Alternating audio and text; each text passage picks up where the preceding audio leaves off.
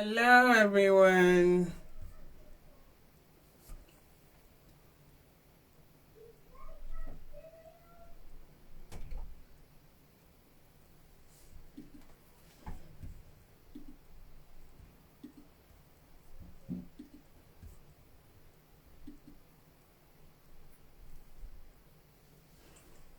Hello beautiful people, how are you doing? I hope you're all doing great. I hope you're doing amazing. I hope you can see and hear me okay as well. Let me know where you're joining me from. For those of you joining me on Facebook and on Instagram, I hope you're doing amazing. Welcome to tonight's masterclass. So tonight I'm going to be talking about a really exciting topic, a topic that is sort of has been in high demand. A lot of people have been asking me questions about this, so I'm really excited to be delivering this to you tonight. How are you all doing? I hope you've had a good start to your day. If you're just starting your day, or if you're ending your day, I hope you've had a good day so far as well. Awesome. So tonight's topic, I'm going to be talking about how to prevent objections on your sales calls and close more clients. Literally, I'm not talking about handling objections here. I'm talking about preventing objections and actually closing more clients. I wish I had known about these strategies in the beginning when I was starting out. I wouldn't have wasted so much time feeling lack of confidence or not feeling good about, speaking to people and sort of handling objections and almost like forcing people, to sort of buy your program. So, but yes, I have experienced this and I am actually here. I'm actually here to actually show you that there is a better way. There is a better way that is actually much easier and less salesy and much more you, especially if you're not the kind of person that sort of likes breaking objections, handling objections, that always feel as if you are like, you're almost forcing the person to actually buy from you. I don't know if you've actually had that feeling before, it feels like you just want to get their money. And when you're delivering life-changing transformations, you don't want to come across like that. You because you're confident in your program, you can help. So you don't want to be in a position where you're almost like, coercing people to actually sign up with your program because you value your program. Your program is worth it. Yeah. So that is like the reason that sort of made me come to talk about this topic, and a lot of people have been asking me questions about how I do this as well. So if you're here, you're absolutely in the right place tonight. And so if you're joining me live, comment #live. Let me know that you can see and hear me okay. And if you are actually catching a replay, do comment #replay so I know that you actually have seen this video. Yeah, second. All right, just checking that it's all okay for those on Instagram. Yes, so thank you so much for joining me on Facebook. Say hello, give me a wave, and comment #live. Let me know that you are seeing me okay. Yes, so once again, I'm talking about tonight how to actually prevent objections on your sales calls and literally close more clients. For those of you who don't know me, for those of you who are new to my group, for those of you who are new to my world, my name is 𝗣𝗥𝗘𝗩𝗘𝗡𝗧. I'm a business mentor and sales coach, and I actually help coaches and consultants and service providers, female coaches, consultants and service providers. Hi Tiffany, thank you for joining me. How are you doing? I hope you're doing great. Let me know where you're joining me from. Where in the world are you joining me from? So yes, I'm a business mentor and sales coach, and I literally help female coaches and consultants and service providers attract their soul-aligned high-ticket clients by helping them to master their process through having more conversations, actually getting more calls and closing more clients. Right now, I'm basically focusing on Facebook, so using Facebook organic marketing strategies. So that's exactly how I help my clients. So as once again, I'm just going to dive straight into tonight's topic. So pick a pen and paper because you would want to take notes on this. You would literally want to take notes on this. So I'm literally going to be talking about like three main steps literally that you actually need to take to make sure that you're leading your sales calls and you're actually leading that prospect to becoming a client without you having to force them to actually say yes to your program, because you don't want to be doing that, especially if that's not your vibe. You don't really want to be doing that, yeah? So the first thing that has really helped me, ladies, I'm giving you strategies that have really helped me. I wish I knew about these strategies when I was starting out. Literally, my life would have been so much easier. I would have been focusing on the right things, yeah?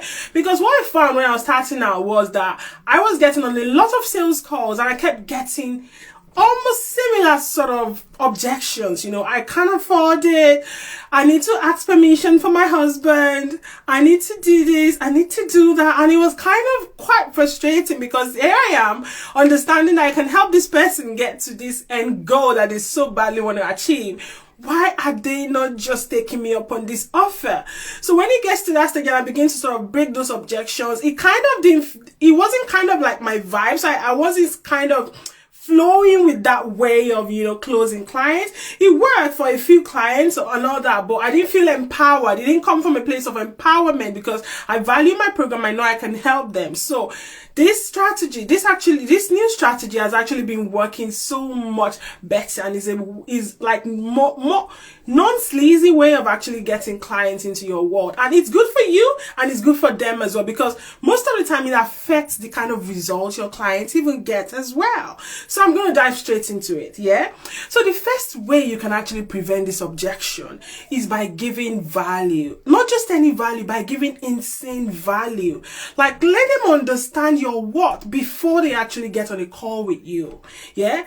And value, like, I in my other workshop 2 months ago, so I talked about how to actually position yourself as an authority. And we talked about the 3 levels of influence, and one of them, which is the major one, yeah, if you want to learn more about that, just let me know, just leave me a comment and I'm going to send you over that workshop. Right now it's still free, so that's fine, yeah? So literally that 3rd level of influence is the most powerful level of influence, and is that you demonstrate, yeah? Is that you demonstrate. The second one is like what people say about you through recommendations, through referrals, which is also powerful.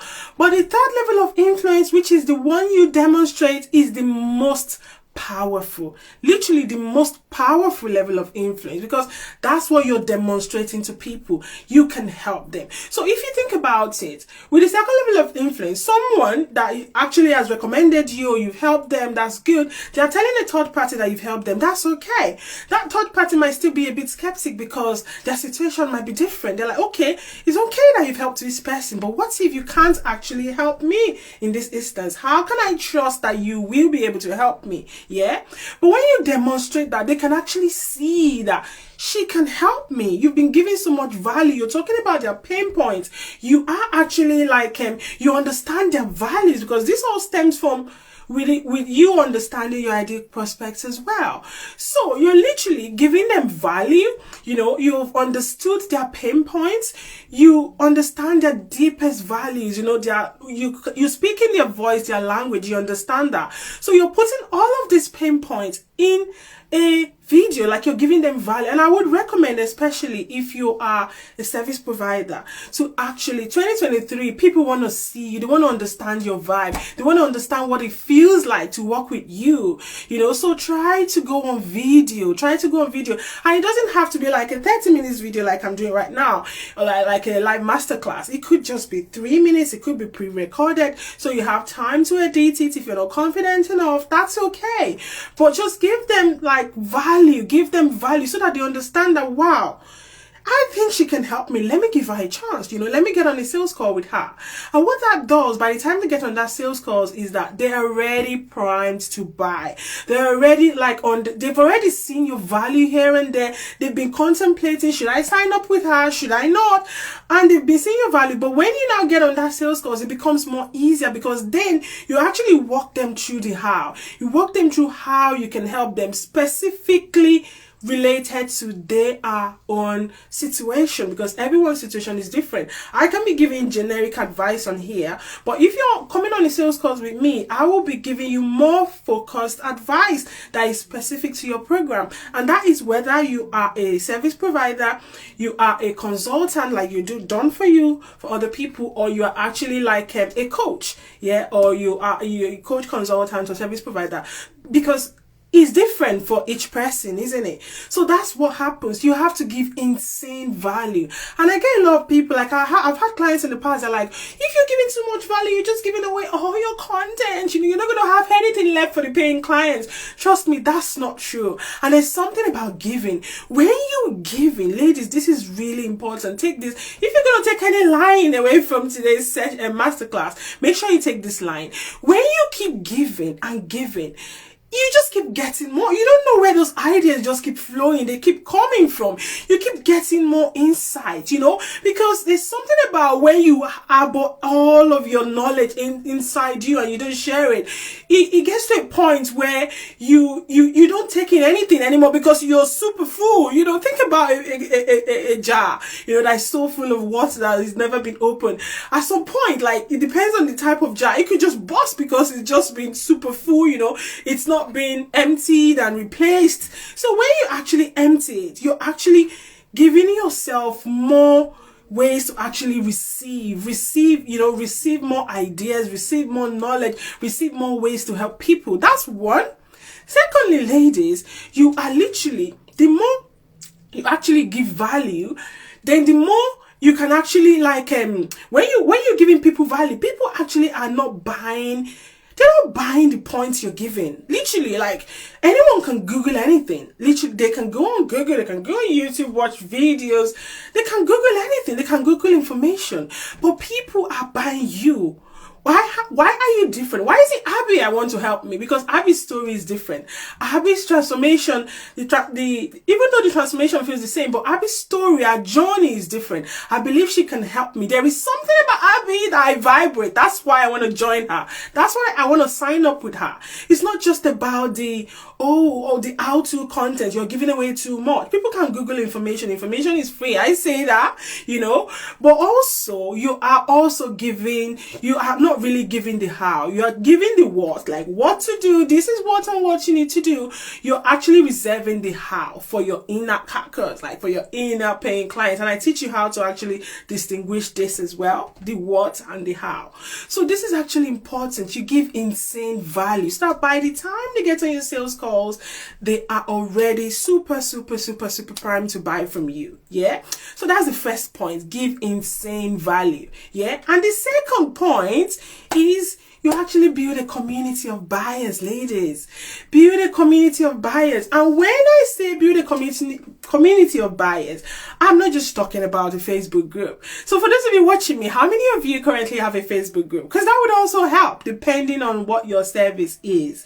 Yeah, how many of you have a Facebook group? So I would say, just leave me a comment in the chat. Let me know how many of you have a Facebook group and how many people have you got in your group. So if building a community of buyers, I have actually helped an ad clients in the past to build a community using ads. So don't get this wrong. It doesn't have to be a Facebook group. Yeah, I had my reservations about Facebook groups in the past because when I started out, I was doing all the things. Hello, Violet. Thank you for joining. How are you doing? Hope you're doing amazing. Yeah. Awesome. Violet says she has a new group. That's amazing. So how many people are in your group and when did you start? That is amazing. I'm so happy to hear that. That's amazing. So yes, like I was saying, you build a community of buyers, and that can be different depending on the kind of service you provide. So if you're like doing done for you services, like you're a website designer, you're a brand strategist, you may not really want to build a community. You know, there are other ways you can do that. You can leverage other people's community. Violet says, no one yet, and I started it this week. That's amazing. You're in the right place. You're in the right place. literally. So this is me, that I was so skeptic about building a Facebook group, because when I started out, yeah, let me go back to that story briefly. When I started out, I had a group. So I was doing all the things I was told I needed to do. I was creating, because I'm quite techy as well. I've got a technical background, data analytics. So I was building my website. I was building landing pages. I was actually like creating a Facebook group, email marketing, because of all the things I needed to do. I had a VA at the time. So I was starting out and I was paying all of this. I was paying for these platforms. I was paying a VA every month, like £500 a month, you know, for my email marketing. I was doing all of these things. And I was just super overwhelmed, you know. But right now I had to rethink it again, because now I have a better way of actually, you know, utilizing a Facebook group that doesn't make you feel overwhelmed. So back to that point, you have to build a community. That's amazing, Violet. I'm so happy to hear that you've actually started this week. That's great news. Fantastic.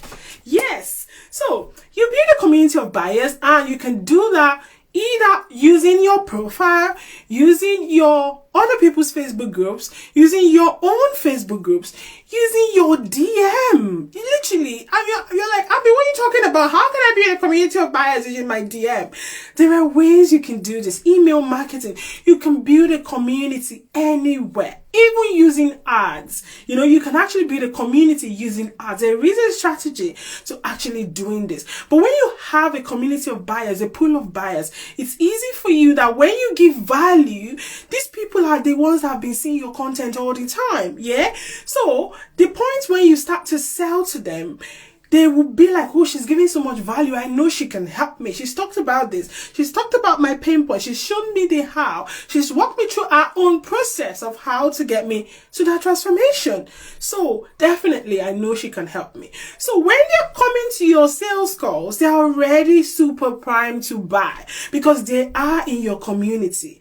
And don't get me wrong, you can have a community on your profile. You know, you just have to nurture them the right way. You can use other people's Facebook groups. You can actually use your DM, bring them into your DM, nurture them, follow them. You know, you can categorize people that are in your DMs that you've spoken to, you know, warm leads, hot leads, cold leads. Who am I following up with this week? You know, who am I talking to this week? What am I sending to them? You know, that's what I mean by building a community. What kind of training am I sending to them? What lead magnet am I giving to them? What freebie am I giving to them? So you also have to show up. You have to show up and be consistent, you know. Have that kind of, create that kind of content that will make your ideal clients feel like, oh yes, I want that. Oh yes, I want that, you know. All of those are kind of intertwined, and it helps you, but it makes your sales calls super much easier. Yeah. So that's literally the second point. The first one we spoke about, Violet, just before you joined us, is you give instant value. Excuse me. So you literally,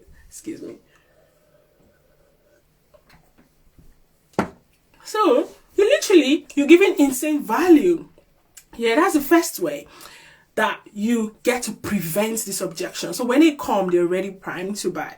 Secondly, you building a community of buyers, so that people that are getting on your sales calls are not people that have literally never heard of you before. Obviously, there are people that will come to you that way, and I have a way to actually, the things to send to them before the calls as well. They are not going to be as warm as people that are already in your community. They're not going to be as warm as people that have already seen your value, yeah?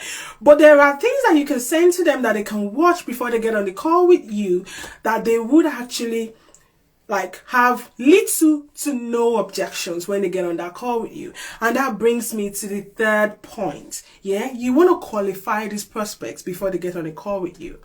You really want to qualify prospects. You don't want to be getting on calls with everyone and anyone. Because what happened to me, my experience was that I was going on these sales calls and getting all of these objections. I can't afford it. I need to speak to my husband first, and all of those things.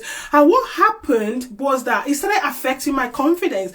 I felt like, oh, maybe I wasn't good enough. Oh no, maybe they were not seeing my value. And that was true, because I remember telling my mentor at the time that I think they're not seeing my value. I think, because it's more like I have walked them through the process of I'm going to be able to help them, you know. And some people generally have price objections, but I could sense that it was not just about the price, because I know for me, when I want something so bad, I'm just gonna get it somehow. I will get it. You know, you will. When you want something so bad, trust me, it becomes your priority list. Like 2 a.m. thoughts, you will do anything to get that thing. So it's not enough to say, like, most of the objections are not really the main objection, just something else going on behind their heads that is making them give you that object. That's just surface level, I would say, from my experience. And that's the 4th point I'm going to talk about. But let's still focus on this 3rd point first. Yeah. So you want to qualify these prospects before they get on that call with you. You want to make sure that they are your ideal client, like they are the picture of your ideal clients. Yeah. So make sure that you have qualification questions when you want them to sign a call with you. Ask them the right questions, that the best kind of I would say, not the best, I would say the most ideal person you want to work with. Think about that and use that to frame your questions on before they book a call with you. Ask them all of those questions. Make sure that you get their answers, you know, and you use that to sort of determine whether you're actually getting on this call or not. Because you can actually cancel a call if you see that someone is not qualified. Yeah. And another thing is, a lot of people are like, oh, I don't want to talk about my pricing up front. You know, I don't want to do this. I don't want to do that. But what I found is, when you do that, it's much easier. Like you get less pricing objections, because now they have an idea of what your pricing is like. They have an idea that you sell high ticket. So it's going to be, so when they are getting on that call and they see the price, like, oh, this is expensive. Okay, I don't have this money. They won't even go for that to book that call. And that's okay, because you want to spend your time doing something else that adds more value to your business. Yeah. You can go live. You can spend the time with your kids even. Yeah. So that's that bit. You literally want to make sure that they are qualified. You are transparent about your pricing. They know what to expect on that call. You give them an hint. Are they ready to work with you? Are they ready to work right now if you happen to be the best fit? Or do they want to wait until later? Yeah. So put all these things in your qualification questions, and make sure that they are qualified, because it's actually going to reduce those objections you get on those calls. Yeah. So let me know, Tiffany, let me know, Violet, have you experienced objections? Have you been on sales calls and have you experienced objections? What kind of objections have you actually experienced?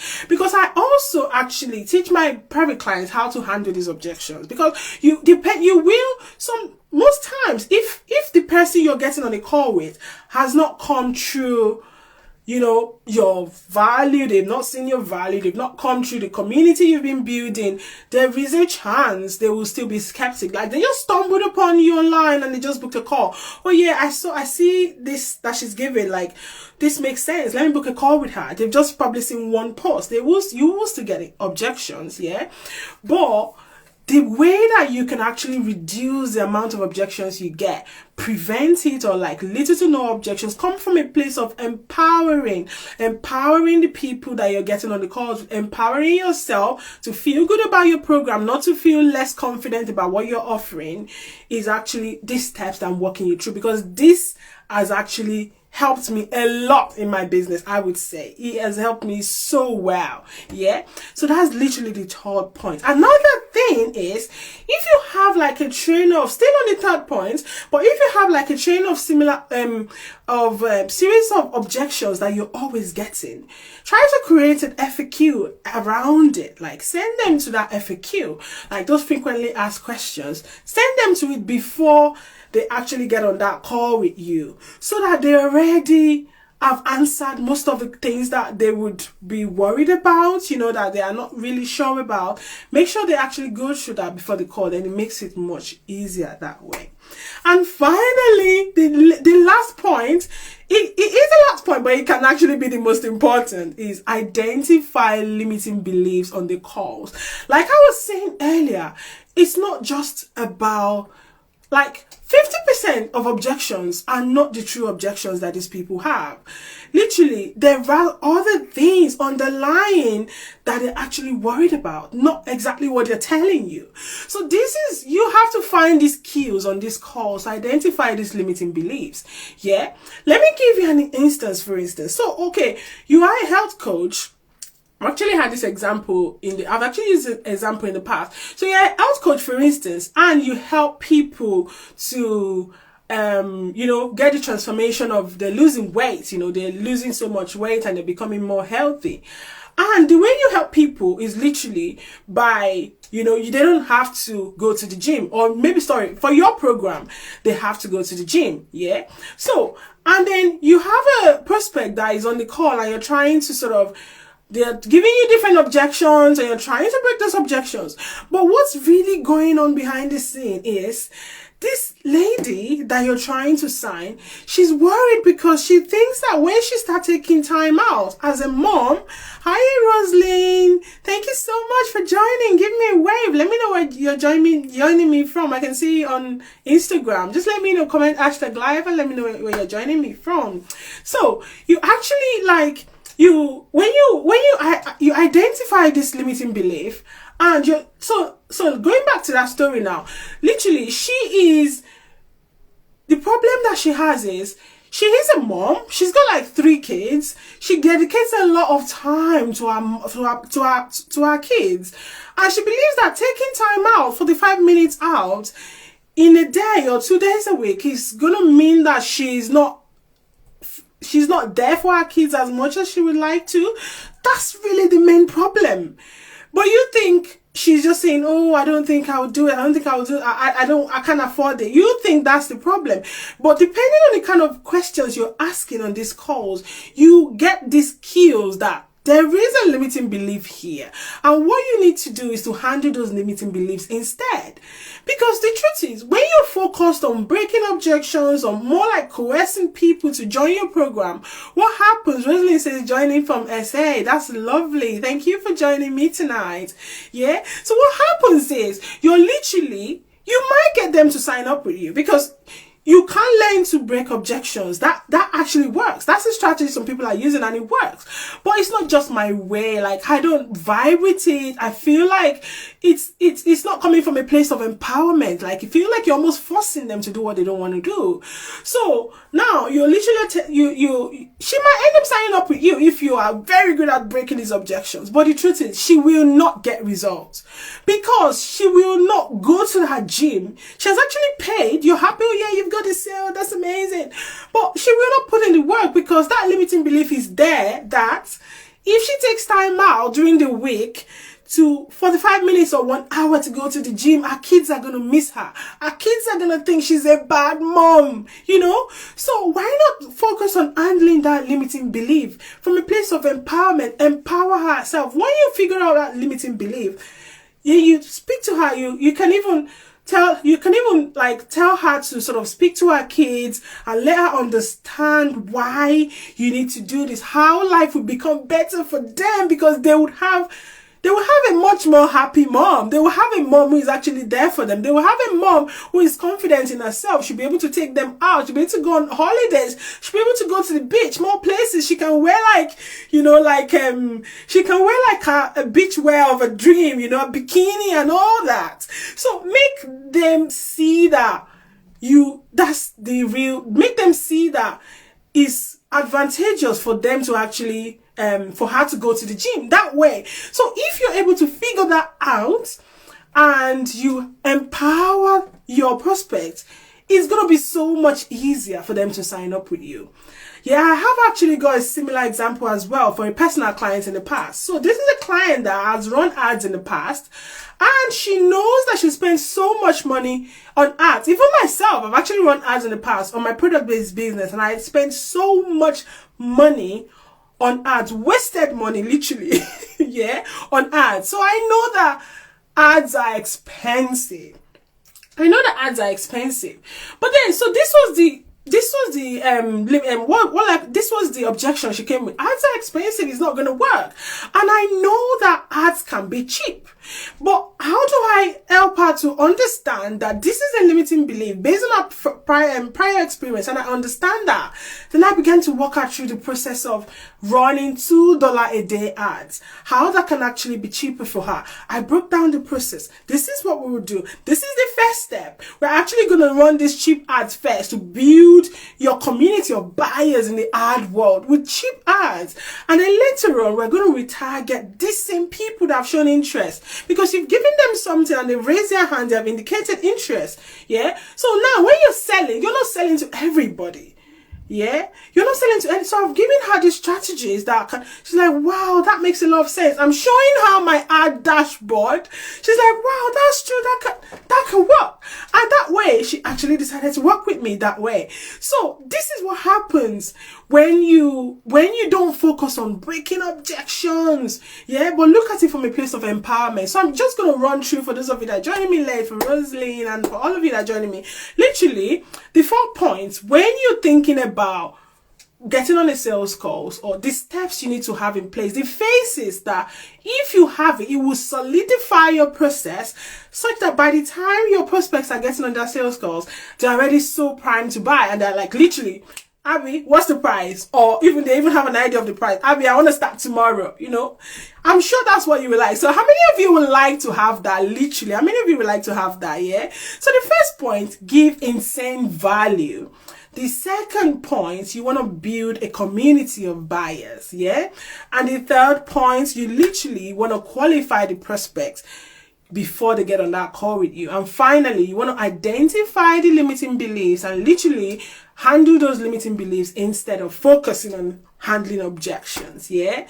So I hope that's been helpful for you, all of you that joined me tonight. I hope that's really been helpful for you. And if you want to learn more about my program, I actually have an offer going on until the end of May, actually, the end of May, on my one-to-one program, because I'm actually tweaking my program to sort of add a few more things to my program, focusing more on the sales aspect, helping you get more conversations, helping you get like more calls, and helping you close more clients. So we are focusing on all the steps to literally getting more conversations. Yeah, you're not just going to be having conversations with people who are not your ideal prospects, but teaching you how to put the right content out there, how to create the right offer that your ideal prospects are going to say, yes, I want that. Yes, that's for me. Yeah. And then once I help you to sort of make sure that your offer is on point, your ideal clients resonate with your offer, you know, then we're actually going to focus on the kind of content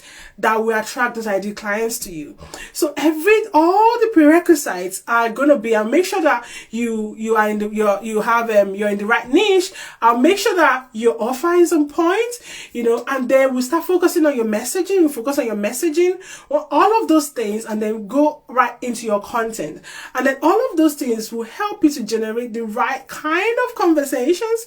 So you're having conversations every single day with your ideal prospects in your DMs. You know, you're having conversations every day in your DMs. You're following up the right way. You're booking more qualified calls, and you're literally closing more clients. So if you want to learn more about how I can help you do that, just leave me a comment, say #client, and I'm going to get back to you. So thank you so much for everyone for joining me tonight. I hope you've taken away 1 or 2 things that you're going to implement straight away in your business. And like I said, if you want to know more about how I can actually help you in your specific business to get high ticket clients, to help you get more calls, to help you sign more clients, do leave me a comment. Violet says thank you. You are very welcome. Thank you so much for joining, everyone, and have a lovely rest of the day. Cheers.